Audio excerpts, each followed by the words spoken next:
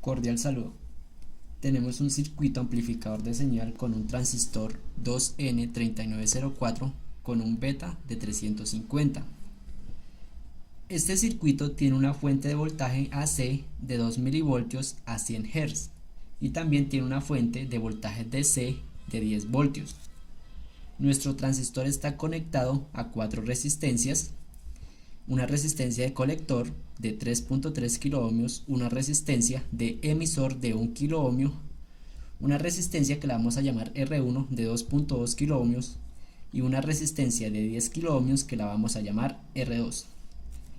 También tenemos dos condensadores, un condensador de 1 microfaradio que lo vamos a llamar lógicamente condensador 1, un condensador de 220 nanofaradios que lo vamos a llamar condensador 2, y este a su vez está conectado a una resistencia de 100 kiloohmios que la vamos a llamar RL. Ya conocemos nuestro circuito y teniéndolo vamos a empezar el análisis para ver o comprobar que esté debidamente polarizado. Lo vamos a hacer por el método de Thevenin. Primeramente vamos a matar nuestras fuentes de voltaje AC y lo vamos a hacer por las fuentes DC. Entonces volvemos, reescribimos nuestro circuito. Acá lo podemos tener, lo tenemos en negro. Volvemos, lo escribimos. Acá ya lo escribimos y vamos a empezar a hacer nuestro análisis por Thevenin. Primero que todo hacemos el paralelo entre R1 y R2. Acá está R1 por R2 sobre R1 más R2, 2.2 kiloohmios por 10 kiloohmios dividido en 2.2 kiloohmios más 10 kiloohmios.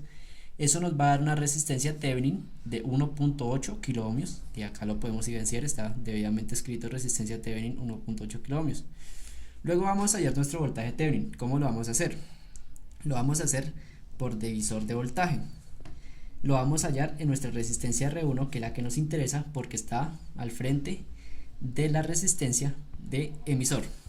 Entonces vamos a coger nuestro voltaje VCC, que es la fuente de voltaje, por R1 sobre R1 más R2. Acá está 10 voltios porque es nuestra fuente VCC, por 2.2 kiloohmios, que es la resistencia R1, que es la que nos interesa, dividido sobre la suma de las dos resistencias, esta y esta, R1 y R2.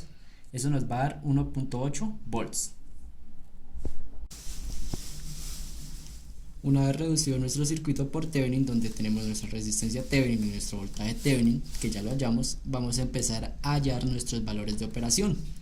Para esto vamos a tener en cuenta el beta, pero es muy importante recordar que el beta varía de acuerdo a la temperatura.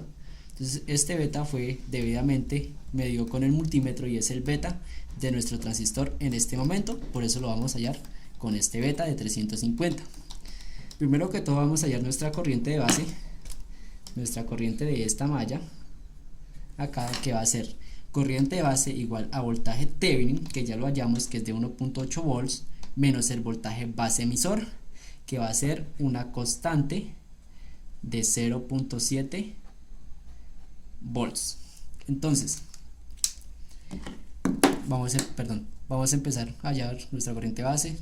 Hacemos acá 1.8 volts, que es nuestro voltaje Thevenin, menos 0.7, que es el voltaje base emisor, que lo asumimos como 0.7 volts, dividido en la resistencia Thevenin, que ya la hallamos, que es de 1.8 kiloohmios, más beta veces la resistencia de emisor, que sabemos que la resistencia de emisor es 1 kiloohmio y nuestro beta es 350. Bueno, entonces realizamos esta operación y eso nos va a dar una corriente base de 3.12 microamperios, que es la de esta malla. Listo. Ahora, para empezar a hallar nuestra corriente de esta malla, vamos a hallar nuestra corriente en colector, o lo podemos hacer en emisor, no hay problema. Vamos a multiplicar nuestra corriente de base por el beta.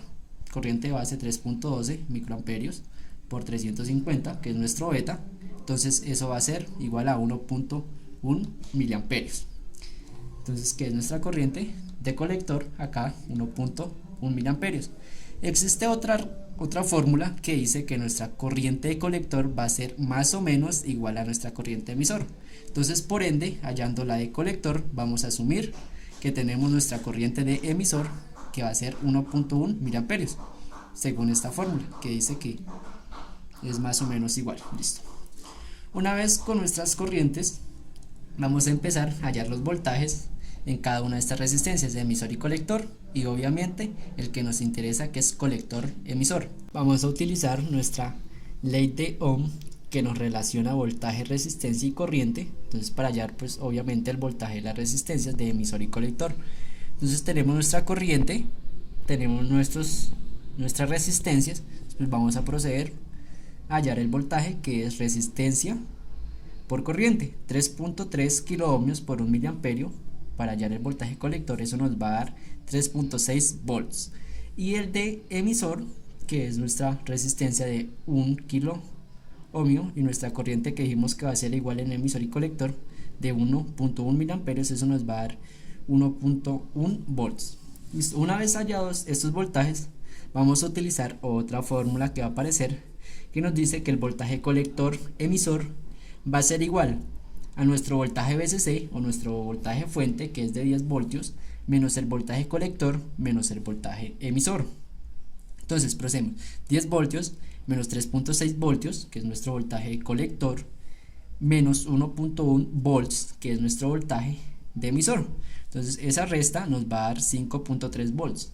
Entonces, ¿qué va a ser nuestro voltaje? Que va a haber acá 5.3 volts. Entonces podemos evidenciar que el circuito está debidamente polarizado, porque el voltaje colector emisor es más o menos la mitad de nuestro voltaje VCC. Ya hemos analizado nuestro circuito por Thevenin con las fuentes DC. Ahora lo vamos a hacer con las fuentes AC. Volvemos, reescribimos nuestro circuito, colocamos R1 y R2 en paralelo antes de nuestro transistor. Acá está. Luego ponemos en paralelo la resistencia de emisor, la resistencia de colector y nuestra RL. Acá está. Y vamos a empezar a hallar impedancias de entrada y de salida. Para hallar nuestra impedancia de entrada, vamos a hallar entre el paralelo entre R1 y R2. Acá está el paralelo, que va a ser nuestra misma resistencia Thevenin, ya lo habíamos hallado, 1.8 kiloohmios.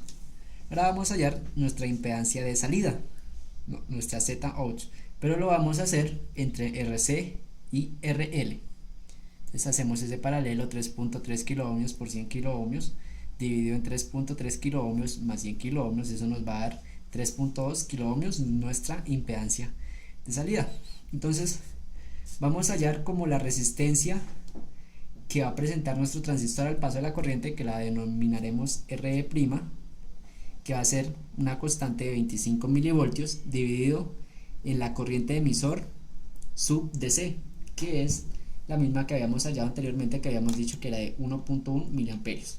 Entonces dividimos esto y entonces RE' nos va a dar 22.7. Listo. Ahora ¿qué vamos a hacer? Vamos a empezar a hallar el valor de nuestros condensadores para el circuito. Tengamos en cuenta que acá, cuando analizamos en fuentes de corriente AC, no tenemos en cuenta los condensadores, porque los tomamos como un cortocircuito, porque obviamente acordémonos que los condensadores en corriente alterna se comportan como un cortocircuito, o sea que no nos van a alterar en nada el circuito. Bueno, vamos a hallar el valor de nuestro condensador 1. Vamos a utilizar esta fórmula: menos 1 dividido en Z in, o nuestra impedancia de entrada, dividido sobre 10 por 2pi por la frecuencia que vamos a hacer, que va a ser la frecuencia de nuestra fuente, que va a ser 100 Hz. Entonces hacemos esas operaciones: 1.8 kiloohmios, que es el paralelo entre estas dos, nuestra impedancia de entrada, por 2pi por 100. Tenemos el valor de nuestro condensador acá, que es 8.8 microfaradios. Verificamos, porque lo que estamos haciendo es eso, verificando que el circuito esté debidamente polarizado y que nos cumpla la función, que es la amplificación de señales. Vamos y encontramos que tenemos un condensador en este circuito de 1 microfaradio, que no coincide con el que nos dio acá.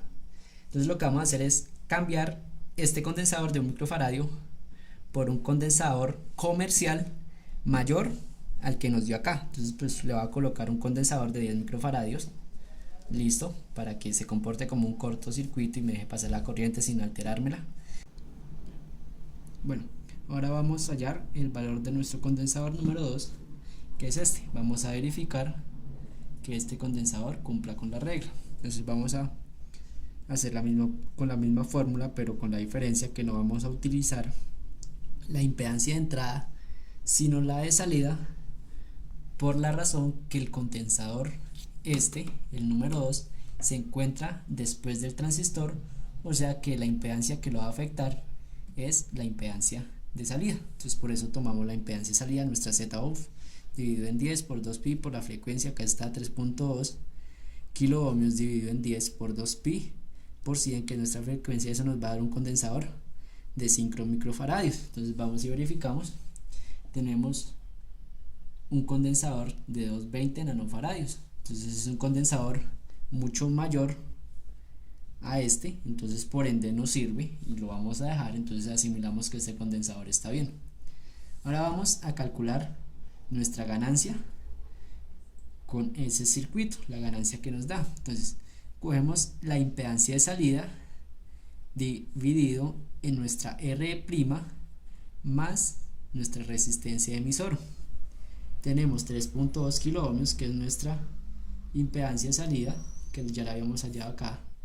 Tenemos nuestra R', que también la hallamos acá, que es 22.7, más un kilo ohmio, que es nuestra resistencia de emisor. Eso nos va a dar una ganancia de 3.2.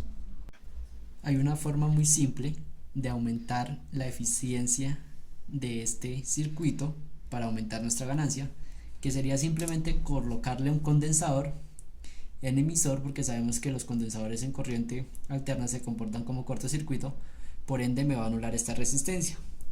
Entonces si le colocamos un condensador, se va a comportar como un cortocircuito, entonces ya esa resistencia no me va a existir. Entonces vamos a calcular el valor de este condensador, que es con la misma fórmula anterior, menos 1 dividido ya no en las impedancias de entrada ni de salida, sino en la resistencia de emisor, que es un kilo ohmio. Lo vamos a dividir en 10, lo vamos a multiplicar por 2pi por nuestra frecuencia, que son 100.